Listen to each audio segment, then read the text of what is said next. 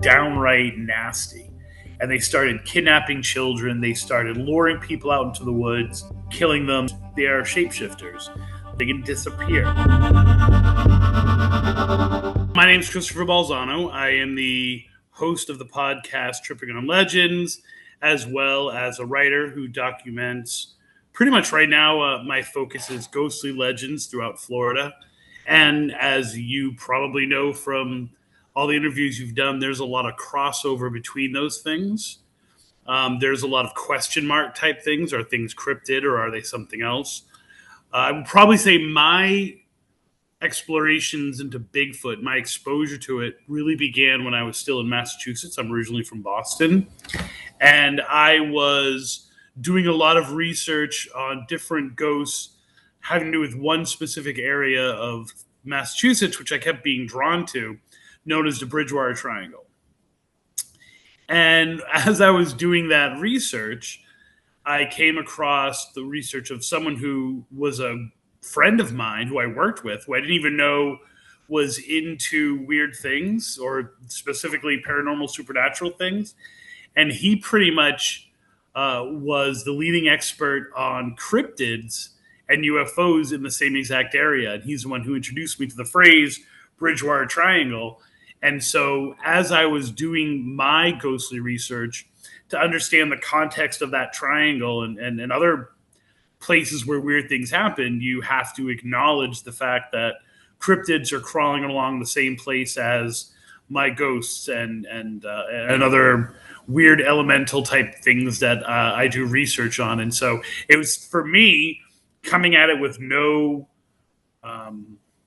ego whatsoever. I was more than happy to embrace what the ufologists were doing and what the Bigfoot investigators were doing, and so I kind of had to know about what was going on in the Bridgewater Triangle, and so that just naturally carried with me into when I came down to Florida. Yeah, tell me about the Bridgewater Triangle. I'm not super familiar with that, so give me some Okay. details on that. So it's an area in southeast Florida. I'm sorry, southeast Massachusetts. That's formed by these three towns. It was coined in the 1970s, late 1970s, by Lauren Coleman, who was looking at not only a ton of Bigfoot and cryptid sightings in the town of Bridgewater, but also him being a sociologist was looking at these other weird stories and a documenter of the unusual. So he was hitting on all these other things, and he started to expand between these three towns, Bridgewater, East Bridgewater, and West Bridgewater, and kind of going out from that origin to cover this massive area in Massachusetts where pretty much anything that you're into in the strange and unusual is going to find itself there. So it's the number one area in New England for Bigfoot sightings and for other cryptid sightings, but then also, which was my specialty more, unusual ghost stories, crimes that seem to defy logic, and also things like zombies, puckwudgies, which I'm is a big part of my research, and then other things like thunderbirds and these gigantic snakes and unexplained phenomenon UFOs, and it's pretty much anything you want to be interested in is there, as well as pretty much any reason you might have for why these things exist there as well. So anything from ley lines to these running water supplies, to stones, to that conduct electricity and can connect waves, to deep dark history, to everything. So it's really a playground for a lot of people who are into the paranormal and supernatural because of the mere number of things that happen there, the variety of things that are doing it, and then of course the explanations for them.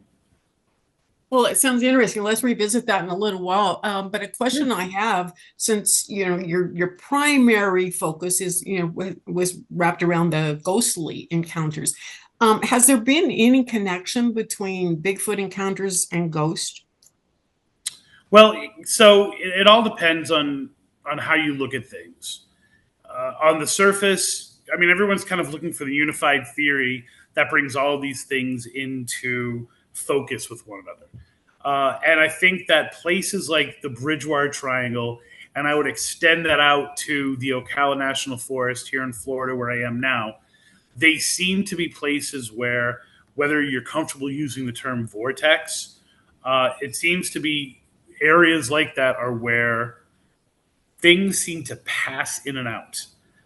Whether we're talking dimensionally, whether we're talking perception wise, like our ability to see something or not see something, once you get past the argument, which I'm sure you've had on your show before, of like, well, how possibly could these things exist, like Bigfoot as as an apex predator, or as such a large animal in areas that are getting smaller and smaller, like we would have more encounters. And a lot of the paranormal or the supernatural, or you can even go so far as to say the pseudoscience explanations for that have to do with, well, they go somewhere else.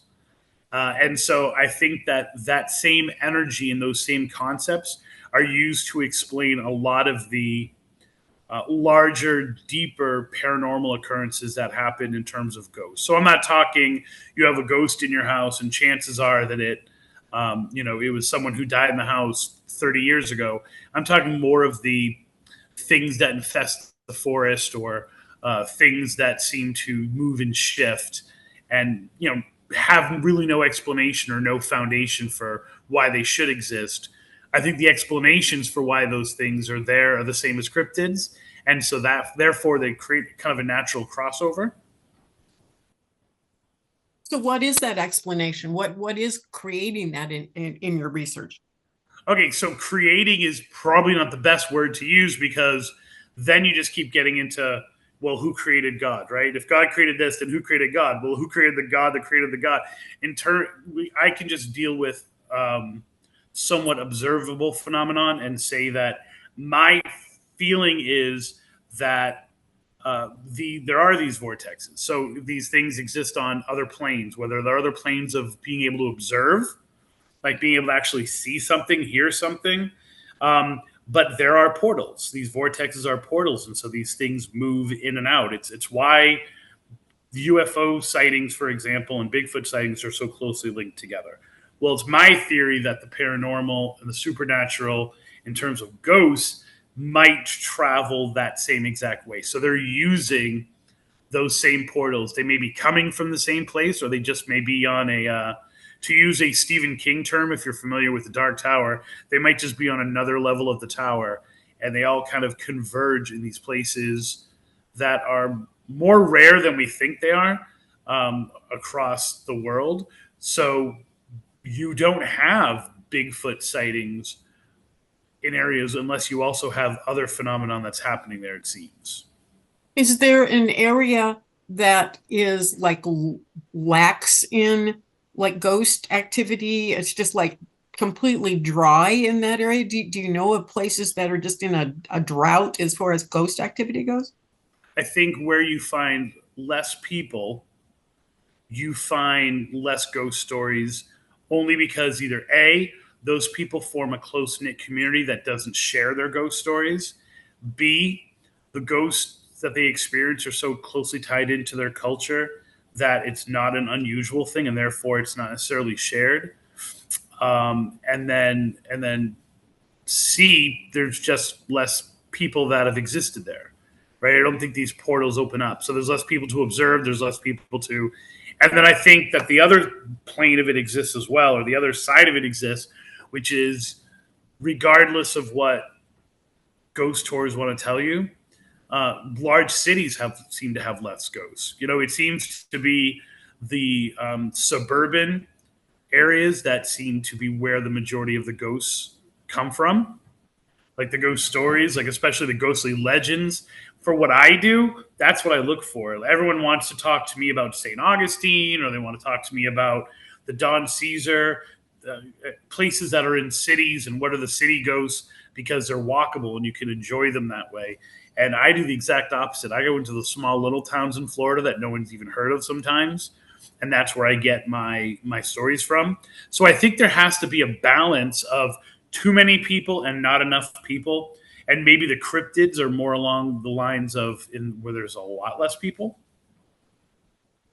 Well, sometimes the cryptids are very large, like Yeah, Bigfoot. yeah. Hard to just like hide anywhere other than the forest, which they seem to be able to hide there very, very well. Yeah, you need for a ghost story to be true. It's got to be told to people by people. So you need enough people. So the areas where there are not a lot of people is where there are. That's where that's lax. And then I feel kind of the same way about cryptids. Like some places are just so remote that the locals might know it, but it doesn't necessarily get out. So it's I don't think there's any place that's free of the supernatural or free of the paranormal. Do you find that older buildings, older properties that have had a large amount of history wrapped around that building is more likely to be ghost infested?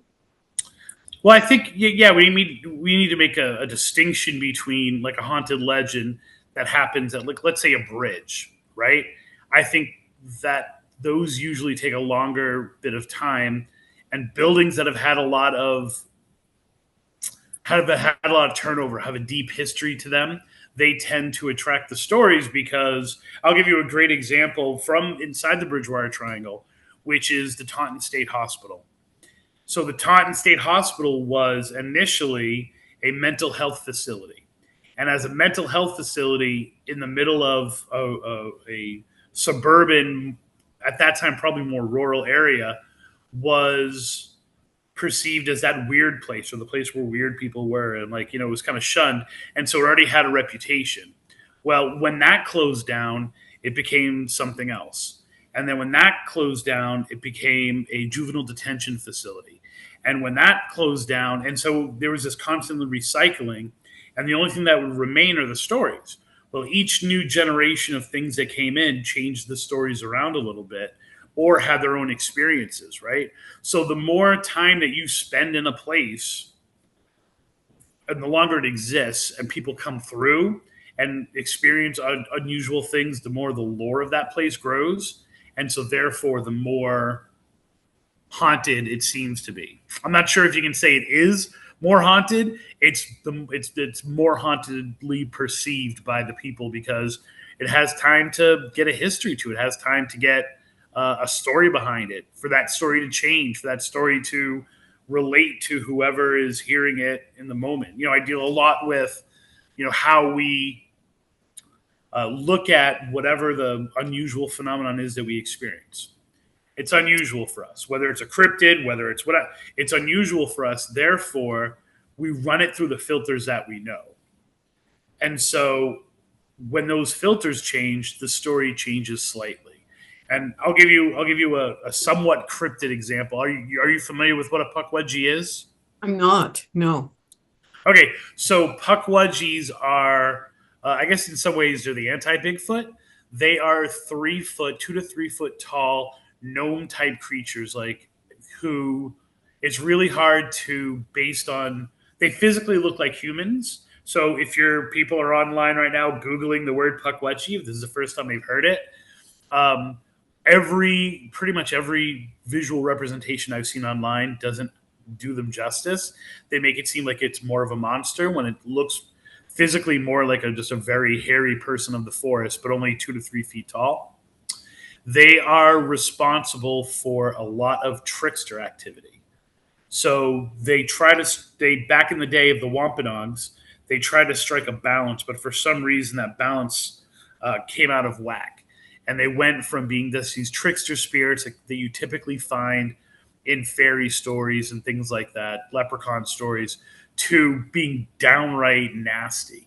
And they started kidnapping children. They started luring people out into the woods and killing them, and these really really bad things that over the years then became associated with the puckwudgies. And in the last like 15 years, they've really become a paranormal scapegoat or connect a collector. So when things happen and people start googling what it is, because they are shapeshifters. They can transform into animals. They can disappear. They seem to have some kind of magical ability, and yet they also they have this like spirituality and this solidness to them as well. So they kind of are they blur the line between it. They're usually when I say that, people are like I've heard that term before, but they are kind of a growing superstar of the cryptid world, but they so easily bleed into other aspects of the paranormal. And so I I still do a lot of research on them and kind of put the information out there. And they're the reason for a lot of different hauntings and unexplained phenomenon in different places. And of course, every culture has something like them. So Pukwudgie seems to be a term that's caught on. That is really an umbrella term for a lot of different kind of species that all share the same roughly physical characteristics, but then also what they do and how they interact with the world around them. So I would speak on what they do. And one of the classic things that I cover in my first book, which is called Dark Woods, which is about the Bridgewater Triangle, is that people generally come across them in the forest. So they're walking a dog, they're doing something, they're hanging out in the woods, and they come across a Pukwudgie by accident. When that happens, there's that moment, that standoff, and then the Pukwudgie disappears, right? It either vanishes or the person's attention is drawn away and they come back and it's not there anymore. Whatever happens, the experience is over. And of course, rational people think that they just experienced something, a trick of the eyes or something weird with the lighting or something, right? Most people aren't like, oh, wow, I just experienced a supernatural creature. Well, a few nights later, and when I collect these stories, the people generally tell me 3 days, but I think they get it in their head that it's 3 days because they're not really marking the time. The Pukwudgie comes back to their house. And they may wake up and the Pukwudgie's at the foot of the bed. One story, the person was peeking in through a window on the second floor, even though, like, how could you possibly be on the second floor? And another one was the person was kind of almost asleep, waiting for someone in a parking lot, and they saw it in their rearview mirror. But the definitive thing is that a few days later, they seem to return to the people who have accidentally seen them, almost as a way of saying, I know where you live. Like, you may know where I am, but I definitely know where you live. Stay out of the woods. And as I was presenting this information, and this has happened probably at least a dozen times since I started my research, I've had people who have had UFO experiences and believe they had been abducted tell me that now that they hear what a Pukwudgie is, they believe that it was a Pukwudgie experience. In other words, I've shifted their filter. And that's why I told you the story. Like, seeing something from a different angle, someone now says, well, that Pukwudgie experience, that sounds a lot more like what happened than the UFO. But the closest thing I knew before was a UFO experience, but now you're telling me that. And so I think that's responsible for a lot of misidentification out there in the field between cryptids, between elemental type creatures, between all these other things. It's very easy to experience something unusual in the woods, and based on the size and the experience, to automatically say it's Bigfoot because he's the all-star, right? He's the one that everybody knows. So I feel the same way sometimes with ghosts and with things that happen in the house, that the easiest thing to fall back on is, oh wow, like I smelled smoke, like cigar smoke. My grandfather smoked cigars. It must be my grandfather. So it's the same kind of, I feel, playground that these things happen in. Well, let's start talking about your experiences. You've done a lot of research, reading probably, as well as going to places, but have you actually ever seen a ghost? Oh yeah, like dozens. Well, tell me about those. Give me some details. You're gonna have to ask a more specific question because there's so, I've had profound ones, I've had temporary ones, I've had the ones that scratch your head and be like, that just happened. You know, I didn't. Everyone always says like, "Well, how did you get into this?" And it's everyone always assumes that I got into this because I had a personal experience. And for me, it was always academic. I loved a good ghost story. I loved legends. I loved like unexplained stories. As a kid, I just ate those things up and I just had a lot of knowledge. And when I went off to college and I was in a haunted dorm at Emerson College in Boston, people were having experiences, and the stories that they were telling me about why those ghosts were there were stories I had heard from places all across the country and all across the world. And so I became obsessed with the idea that we experienced paranormal and we make up stories about it, either individually or collectively, right? Um, and then that's the crossroads. That's the where those two things meet is where I like to live. But I had never had an experience like I had even in those days. Like I'd had Ouija board experiences and things like that, but it wasn't. I never experienced anything, and really the most solid one that I had while I was still living in when I was still just kind of graduated from college was that I was planning on moving, and I moved down to Florida to be with my girlfriend who I then married, who I'm now divorced from. But I was moving down to Florida. I stayed a year and said I would never come back to Florida, and I ended up being here for now 15 years. But everything I owned was in a moving truck, and it was just me and my two roommates who were my two best friends, and everything I owned was in the moving truck. I was on the couch sleeping, and I woke up in the middle of the night to my roommate kissing my forehead. And I opened my eyes and I could see, it was so close that I really couldn't see her, but she had the same like style of hair, and the moon was coming through and the lights coming through. It was in the city, but not horribly the same. And then instantly she went from being like right in my face so they couldn't see her to across the room. And I'm looking at this spirit. I'm fully awake. I'm able to move because I literally sit up. And I'm looking at her, and it's not my roommate. So there's this girl in the apartment kissing me, not my roommate. And we're just staring at each other. And she gives me kind of this like sad smile, like bye, like this is it. And she turns around, goes towards my roommate's rooms, and disappears. And so that was one of the experience. That was probably my first one that I was able to be like. That was solidly something that was completely 100% unexplained. It wasn't knocks that I couldn't explain, or it wasn't voices on tape. It was something like that. And then Well, probably let's go back to this one. I have some more questions sure, on that one. yeah, yeah, You said it appeared to be her, or she was too close probably to tell, but it looked like her hair. You thought it was her, and then yeah. suddenly she's across the room. What did she look Instantly. like that was different? How did you identify that it was a different person?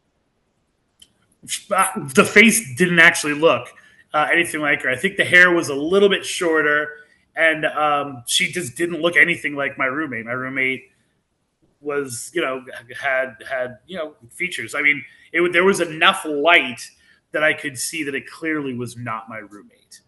But it Um, was still a female, basically the same size and all of that yeah, part yeah, was yeah. Basically the same size. Like when your best friend, you know your best friend, right? Like, so I would clearly be able to say, like, no, she was like 2 inches shorter. She was a little bit skinnier, but like, if you were to see her from behind, maybe you would say, oh, that's my roommate. And then the person would turn around and go like, oh, sorry, you're not her. I mean, but no one else would be able to do that. They just might think it's the same person because they saw him quickly or something like that. But it was clearly not. And she, in addition to that, moving fast, um, she didn't. My roommate would never have given me that look. We were way too sarcastic with each other, So in addition to that, like the personality was totally different. And then, of course, like I said, as she turned, she 100% disappeared. So it's not like she walked into the room and I was like, what was that? Like she turned to walk towards the room and totally disappeared. So it was clear that it was not her. and it wasn't anything wispy about her. She was solid. like look like a solid person in the room? Yeah, yeah, and that's a good question because I'm trying. I've never thought of did she wisp or evaporate and then reappear? It was so instant. It was like blinking, and she was across the room. So there wasn't even anything really like ooh about it. It was literally. I mean, it was supernatural because that people can't move that fast across the room, but it didn't take on like a she wasn't glowing, she wasn't wispy, she was 100% solid there until the moment she turned and disappeared. Wow. Um, yeah, Yeah. yeah, and it was, we had experiences in the that apartment together. We'd had experiences in another apartment together. Never anything that was visual like that.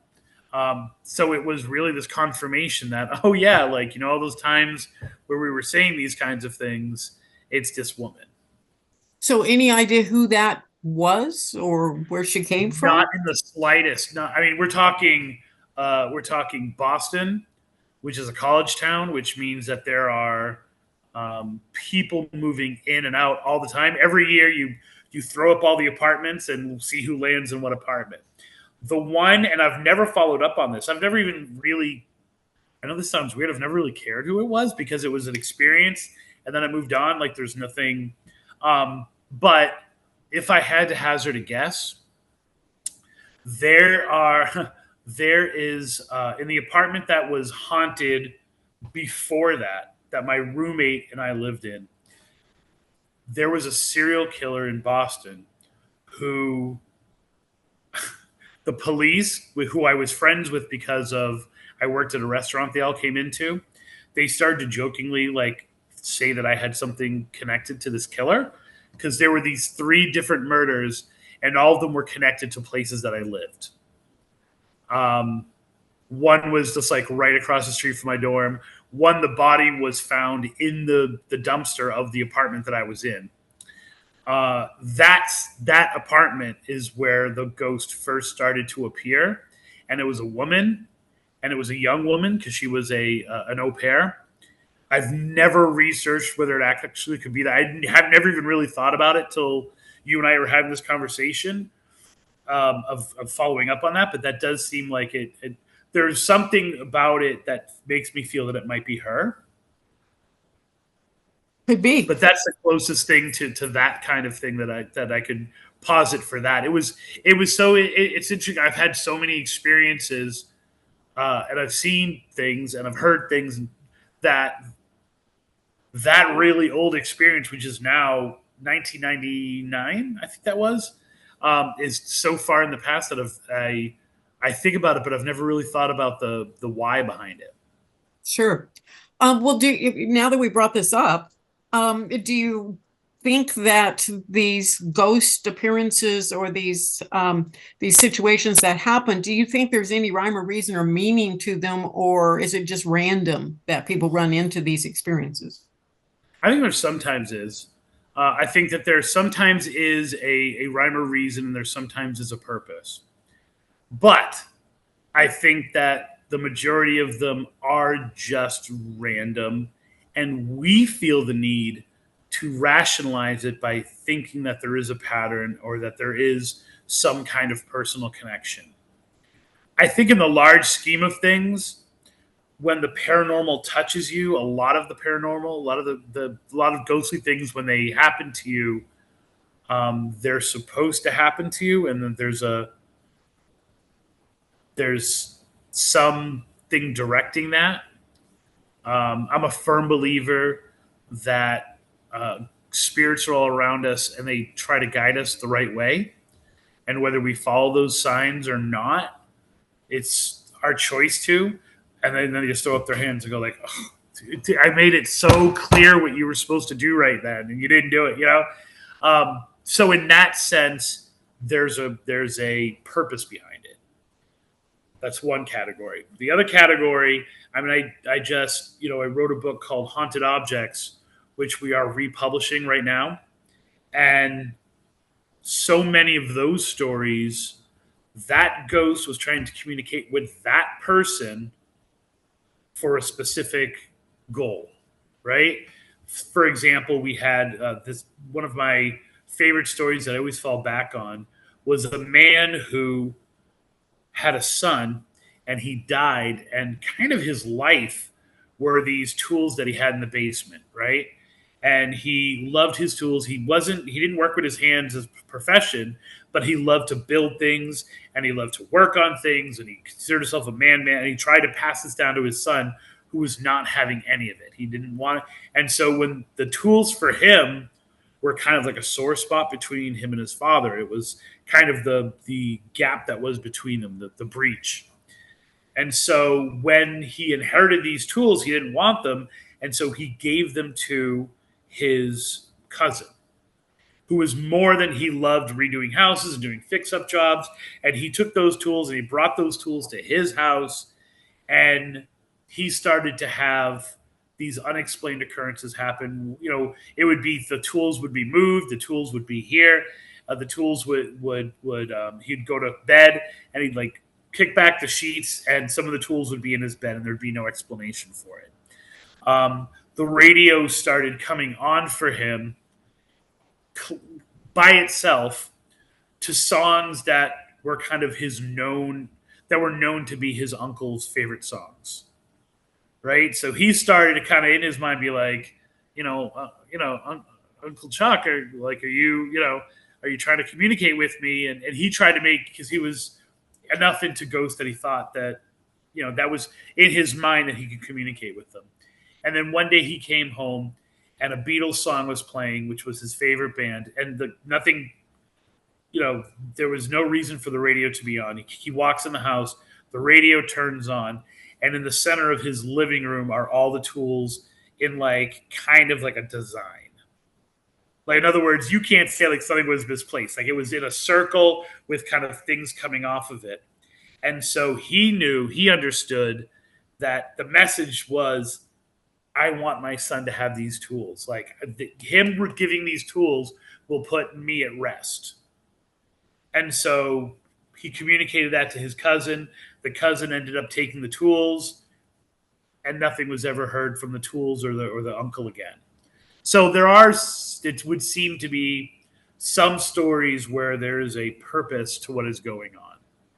But that said, there are, which is what I specialize in now, there are these ghostly legends that towns tell. And if it says that you're supposed to go to a bridge and you're supposed to say, mini lights, come out tonight 3 times, I don't think the ghost is necessarily concerned about who's doing it. They're responding to the trigger. Or they are going to play out the legend that they've been playing out for however long, and it doesn't really matter who the observer is. Even if it's intelligent enough to communicate with you or interact with you, it's who's there to see what's going on. Well, that's interesting. Give me another example of a ghost experience that you've had before we leave the ghost area. Sure. I think, my one of the most profound ones I've ever had was here in Florida on the campus of Stetson University. And there are a lot of different aspects of the story, but there's this place called Hully Tower.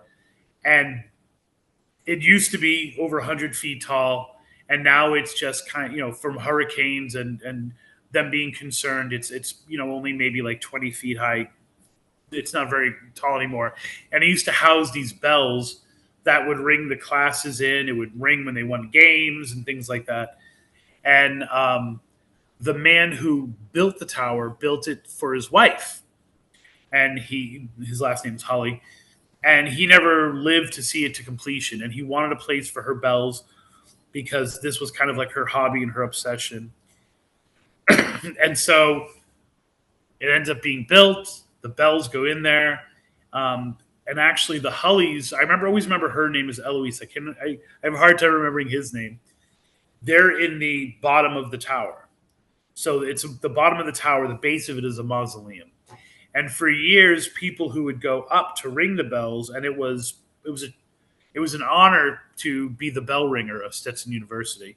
They would walk those stairs, and they would feel Eloise like patting him on the shoulder, or if they were drunk, they would they would feel Eloise. They always said it was Eloise pushing, like not allowing them up the stairs. Whether that was because she didn't want them to get hurt or she thought they would screw up her bells, I don't know. But that was for years. And then when it came down, the story that exists on Stetson's campus about their ghosts is that the couple themselves walk the front lawn, sometimes with a dog, right at dawn, right? So, right before dawn's about to hit, you can see this ghostly couple walking the lawn, sometimes walking a dog. And so we were in that area doing other tracking down other legends for the show, and I wanted to be there. I'm like, well, we're up, we might as well go to Stetson and see if we can capture this. And there's video of this on my website and on my YouTube channel, and like, as we're doing this, and as it's the we're reaching that kind of 4:35 time, um, it everything became very still. And as we're watching, we started to see these figures walking across the campus. And so we're at Hully Tower, we're facing off into the main campus, and we're watching as these figures, which the only way to explain it was if you like a camera in negative, right? So there's enough light that we can see it. It's kind of glimmery, and they are walking. And there's 5 or 6 of them, and it seems as if it's kids walking to class, and yet there was something not. We talk about just a photograph, right? Like a recording. These were not that. These were interacting with us. They even though they weren't talking to us, they were there in the moment with us. They weren't just repeating. And you got the feeling that they walked the campus at that time of day, not something happened, and so they're repeating the same action over and over again. And we were sitting there, and we were just staring at them, and they would kind of disappear behind a tree, and then they would reappear a little bit away from the tree. So it's like we would miss them coming from the tree, and we just stood there. We've got the cameras on; you can catch a little bit of it, and it was just, we felt, based on everything that had happened, that we were meant to be there at that exact moment to watch those people. So I don't feel it was the Hullies. I feel it was something entirely different that's on that campus. And we both kind of exhaled. And one thing I've learned from doing legend tripping, which is what I do, I don't investigate, I do something called legend tripping, is that regardless of how much time it takes for you to get where you're going, or how much time you spend trying to get the legend to play itself out, when it starts really happening, it's a very clear delineation of time. Like, it's starting now. Like, I can feel it. Something is happening. And then when it's done, it's done. And so that there was nothing creepy about the campus after that. There was nothing. It was like, wow, we just had our experience. Can we go to bed now? Like it, and it, for some reason, that moment, in all of the moments that I've had, touched me very deeply, because I really did feel they were there for us. Like, they were literally being like, just so that you know, we're really haunted here. And then we got the message, and then they moved on. Moved on to not being there, not moved on like found peace or something like that. But obviously, others have seen this couple with the dog, and you saw 5 what looked like maybe younger people or students or something like that. Yeah, really ill-formed, so I can't say, like. But once again, like, are people seeing those people, and because of the Hully story, they're imagining that it must be the Hullies because they're drawn to the tower. Now, Hully Tower is this not physical, but emotionally and definitely spiritually the center of that campus. And so it makes sense that students would go back to that place or people who are on campus. Now, I can't tell you about deaths because those are always a little bit sketchy, but I can tell you because one of the legends has to do with the suicide that there's never been a suicide on the campus of Stetson. There have been deaths, but nothing necessarily that you could like specifically connect. But that's definitely in a really uh, ghost-ridden town of DeLand, Florida. That makes it would make sense that the Holly Tower would draw people in because it really is a center of spiritual and emotional connection to the community, and then definitely to Stetson. Well, that explains how, people might be drawn there, or even elements from, maybe a ghostly nature could be drawn there. We talked earlier about, phenomena that like this that does happen, that perhaps there's some form of a vortex or something where things can come and go. Do you feel like that area has that type of Oh yeah, vortex? Deland. Oh my word, Yes. Deland. Well, Deland, Florida, is part of the Ocala National Forest, um, and so 100%. Deland. This looking into the Ocala began for me in Astor, Florida, which, unless you know what you're doing, you don't know when you're in. Like you cross a bridge, and you're in a different county, and then you're in Deland, right? So if you're an outsider like me, there's no difference between Astor, Florida, which is in a totally different community or county, and Deland. It's just a road, right? Or it's just a road with a little bit of a turn. And so my journey in exploring the Ocala began in Astor, Florida, when I went there to do a library presentation. They begged me to come. I was like, this is really weird. I don't even have a Florida book out or anything. Like, I'm just starting my research in the state. And they said, no, come with it. And everyone had a ghostly legend. It's an extremely haunted town. But I also noticed that the sound waves, when we got there, we were talking to each other and we were feet away from each other, but it was echoing. That's weird.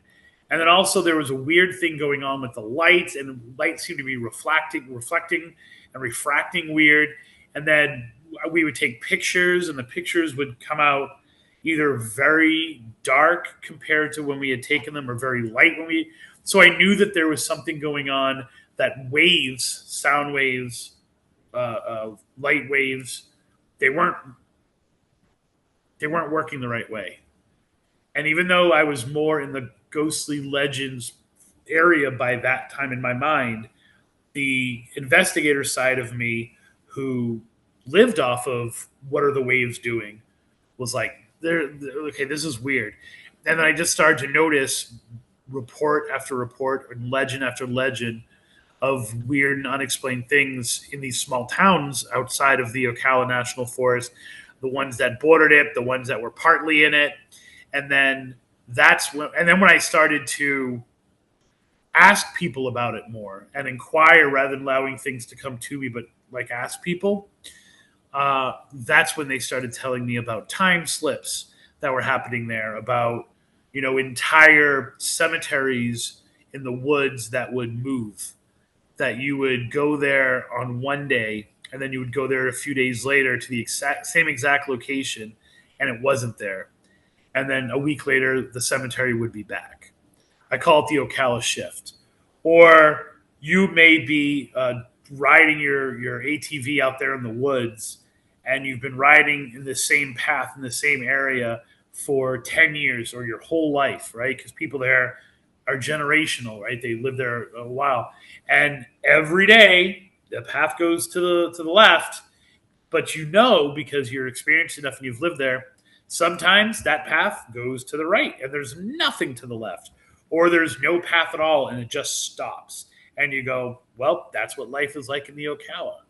And so experiences like that, in addition to it being a kind of a beacon, like this flashing light to different levels of spirituality, from people who practice very nature-based witchcraft type things to people who practice a lot more nefarious things, all seem to find the energy in the Ocala, just like they found it in Freetown in the Bridgewater Triangle.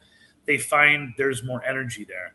And so that's what really got me to think that, okay, maybe we're talking, especially because things are disappearing and reappearing and coming in, and sometimes it's not there, that, and there's no predictable way to understand the shift. Like you can't say, well, I only go there on Tuesdays. That's what made me start to think that maybe this dimensional thing is what's going on there. Yeah, that's interesting. By the way, any kind of cryptids seen there or Oh anything yeah, that you know of? yeah. So the number one, first of all, skunk ape is seen there. So there are skunk ape reports that happen there. Once you get out of what I call the Ocala, and people who live in Ocala or who know the forest of Ocala think I'm getting the expression wrong. But when I say the Ocala, I mean the forest and the towns around it. Like like you would say the South, or you would say like the Northeast. I call that whole area of Florida just the Ocala. Um, what would maybe fall outside of that?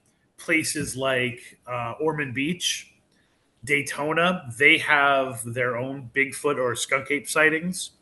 Um, and then one of the unusual things that I found was, for example, Sarasota, Florida is, you know, when most people think skunk ape, or if they Google skunk ape or something like that, and they're not necessarily Bigfoot or skunk ape experts, but they're people who know something about it. Or the most famous skunk ape picture is from Sarasota, Florida. I got more than one report of that, and they're in the book, of someone in Sarasota instantly flashing to the Ocala National Forest. And so, if humans can do it, then Bigfoot, skunk ape probably can as well, right? So they have a long history of that. They have these stories of what they call the Moss Man, who is maybe a little bit smaller than Bigfoot, but his physical description is not hair, but this green kind of almost like swampy, probably looks more like Swamp Thing, but a little bit fuzzier. So maybe that weird guy from if you ever remember those He-Man action figures, they had the one guy that was like fuzzy. He's kind of described as that, and the interesting thing is sightings of him go from the Ocala to the Green Swamp, which is they're connected physically underneath the ground with mines, with what do you call them? Phosphate mines, right? And so there are these bipedal ones that are reported, but two of the ones that I'm fascinated with are once again two that have a deep connection to, they blur that line like the Pukwudgie does. One is a coyote woman who she was a young girl who fell in love with a man, and the parents kept them apart. So very Romeo and Juliet. And she, after her father either beat him to death or beat him nearly to death, she killed her father. She went to a local cemetery, and as she was kind of crying and wailing, and over the grief of everything that had happened, the coyotes started to circle the cemetery that she was in, and she began to scream like just complete like horrible grief and sorrow and stuff like that. And they began to get louder, and then she puts the gun to her head and she kills herself. And it said that at that moment she didn't die; she transformed into this half coyote, half woman creature who jumps out of the cemetery into the pack and now is roaming the woods in that area looking for men who do women wrong. And sometimes she's seen as herself and she's just walking through the woods. And other times she's seen kind of as this, like, almost like if you've ever seen the movie The Howling, um, the D Wallace werewolf at the end. Like in other words, like long hair, this kind of like coyote grayish kind of long hair, but on all fours. But there's something more intelligent, and she doesn't really look like a coyote. She's kind of like almost like a cross between a werewolf and a coyote, and so people see it.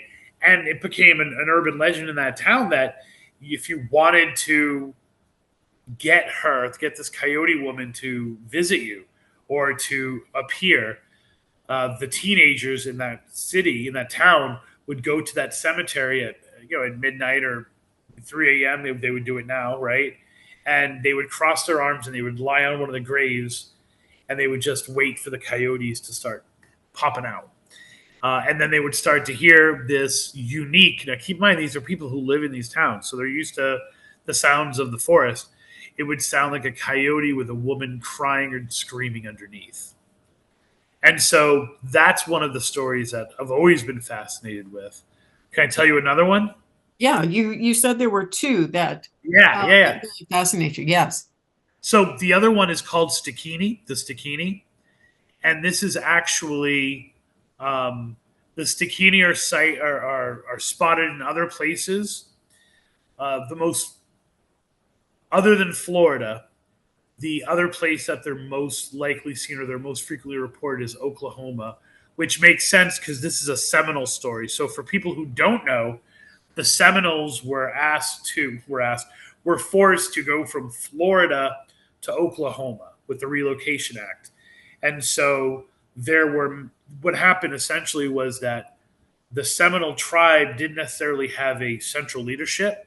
And so some people who were benefiting from it were like, yes, we will sign this treaty that says we will go to the West.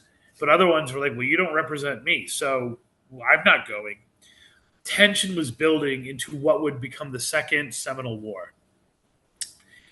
There were a group of troops that were in Tampa, in this Fort Brooks in Tampa, and they were asked to go up in what's known as Kings Road, up Kings Road, was really just a path in the woods, to Ocala to reinforce Fort King, which was across the street from a Seminole relocation spot, like the primary one. And so 110 soldiers make the path. At some point, and it's real hard going, bridges are knocked over that they cross with these cannons. And it's kind of like it's the dry season of Florida, but they're still going through swamps, so they're losing the cannons. They're coming up with all these troubles, so it takes them a really long time to do it. They finally get to the town of what is now Bushnell, and they are ambushed by a group of Seminoles, and they're all wiped out except for two. And this is a historical event that happened. It's known as the Dade Massacre. But the weird thing is that there are some Seminoles who say the Dade Massacre never happened, and it was the Stikini, who are these. I always love the mixture of this. They are Seminole witch vampire owls. So they are Seminole women who practiced a form of witchcraft. So the deal is that one woman, they always focus on one of the women. One woman saw some Americans who ambushed her husband and killed him. And so she prayed and she began casting spells to this goddess who is known as She Who Walks the Circle. And she begged for the power in her spells to get revenge for her husband. The goddess grants her this power. She gets her revenge, and then she doesn't want to give the power back because it's kind of seductive. And so she's like, well, how about those other people? They treated my sister badly. And so she gets revenge. And then she's like, well, how about that guy that I used to know when I was a teenager and he broke my heart? Like, I should get revenge on him. So she becomes seduced by the power. And every time she's casting one of these spells, she's losing a little bit more of her humanity. So in that way, it's very much like the Wendigo or the Wendigo, right? In that some act that you're doing is slowly taking away your humanity until what's left is this 6 foot tall owl that walks on 2 feet that has to survive on blood. And so they have to, and she finds that there's more people like her, that this goddess who walks the circle has seduced several women, many women, one would say, based on the number that are also spotted in Oklahoma, to get this power for some reason. And so they form a coven, and they're in that area between Tampa and Ocala, in the town of Ocala. So, according to Seminole legend, 110 men take off, and the first night they mysteriously lose like three people.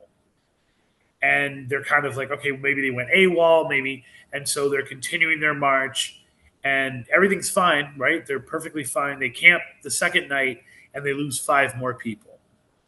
And then that day, people start seeing these beautiful women, because by day they're beautiful women.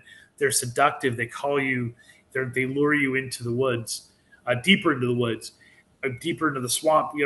And so they start seeing them, and some of the men start wandering off. And then that night, another 10 are taken. And so, one by one are in these packs. This coven of Stikini are either abducting these soldiers by night, or they're seducing them into the woods, and they're drinking their blood and ripping them open and eating their insides. And so there's one gentleman, one of the two men who in his history survives the Dade Massacre. His name's James Sprague. He goes AWOL, and he decides that he's going to just completely run away. And so he takes off. He starts going back towards Fort Brooks. And one night he's lost in the woods, and he comes across this clearing in the woods where the three of the Stikini are all around this cauldron, and they're all chanting in a language that he can't understand, and they're screeching like these insane owls, and all around them are these dead bodies. And he recognizes some of the faces. There's enough light. He's recognizing some of the faces as the soldiers that he went on this march with, but their bodies are ripped open, and their insides seem to be torn out, and that's what's cooking in the cauldron. And so, it's got traditional elements of folklore. It's kind of weird because you don't make up folklore about things that you win, right? Like, in other words, the Stikini take away an actual military victory by the Seminoles. So why would they make up folklore about it?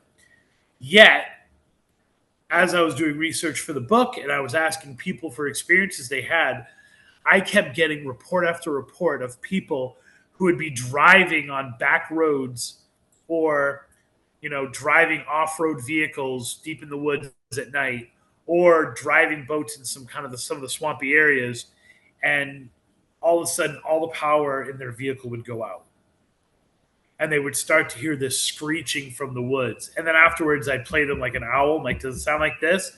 And they were like, yeah, like it sounded a lot like that.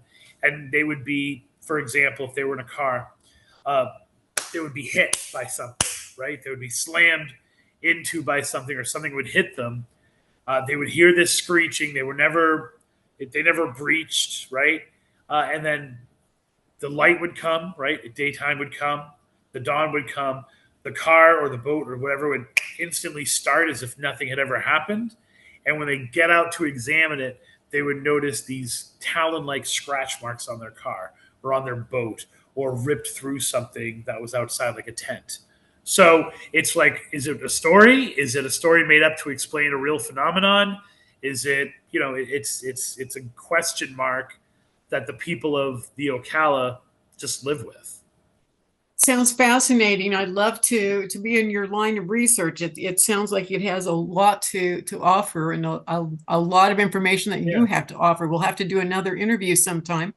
Yeah, Anything definitely. you want to enter? How do people find your books? Name of your podcast again? If you are in Florida, you can go into pretty much any Walgreens or bookstore, and you're going to find Haunted Florida Love Stories. If you're in the Ocala area, the same thing for that book. Otherwise, you can go to Amazon. You can go to my website. You can find me on Facebook at facebook.com/Tripping on Legends.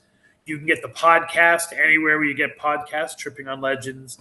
And then, of course, you can just go to Amazon and type in my name, and you're going to find them, just like my students do and make fun of me.